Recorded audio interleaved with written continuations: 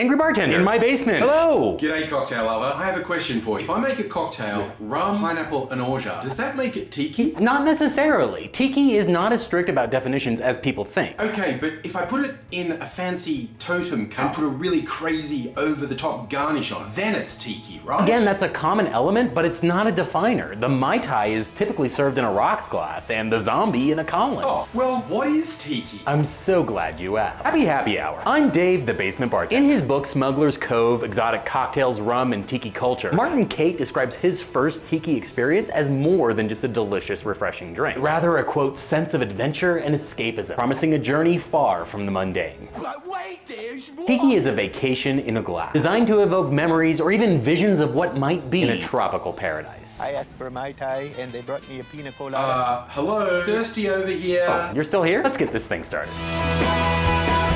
Researching Tiki, I did come across several recurring guidelines. I don't want to call them rules. Every time someone proclaimed something to be a rule, they almost immediately broke it. Here are the 5 rules that embody Tiki. Rule number 1, like and subscribe to the YouTube channel you're watching now. Okay, that one's not actually a rule or a guide. I just want you to do it. That's just lazy writing. Real Tiki rule number 1, Tiki contains rum. And again, this isn't a hard rule, it's just you can't even begin to approach Tiki without considering rum as your base spirit. Rule 2, Tiki contains exotic juices and spices. Now, when I say exotic, think 1800s exotic. Originally, lemon and lime juice were considered exotic. These days, you see all sorts of juices, from passion fruit to pineapple, even grapefruit. Rule 3, presentation is over the top. From fun-shaped glasses, large, bright garnishes, colorful layering, you name it. Get creative, come up with something fun, and make the drink an experience. Rule 4, the drink is balanced. Technically, this one is true for any cocktail style. When I think Tiki, I think sweet. But really, the drinks that best encapsulate Tiki are far from sweet. They're the sweetness, the tart, the bitter, and the alcohol work together to create a flavor that you really can't put your finger on. That leads me to rule number 5. Tiki is deceptive. You may look at the ingredient list on a menu at a tiki bar and think, yeah, that's the drink for me. And then your drink comes and you can't taste any of the flavors that you know are in the drink. That's tiki. The best vacations aren't necessarily where you intended to go, but where you ended up. Let's make a drink. I'm going to make the Jungle Bird from the post-tiki era in Martin Cate's Smuggler's Cove, Exotic Cocktails, Rum, and the Cult of Tiki book. It originated at the Kuala Lumpur Hilton around 1978 and has been adapted for Smuggler's Cove. We're going to add 2 ounces of pineapple juice, half an ounce of fresh lime juice, half an ounce of Demerara syrup, 3/4 ounce of Campari, 1.5 ounces of a black blended rum.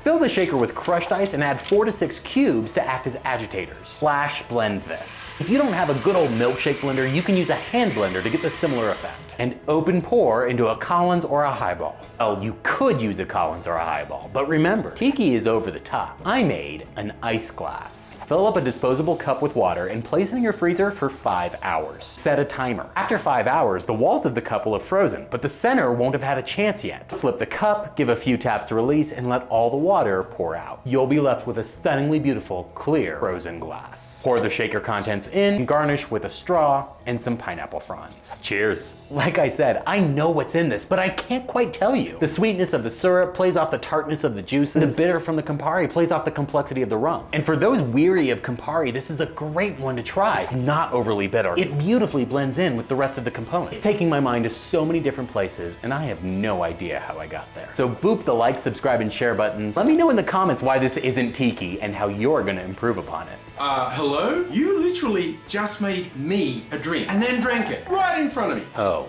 yeah, sorry.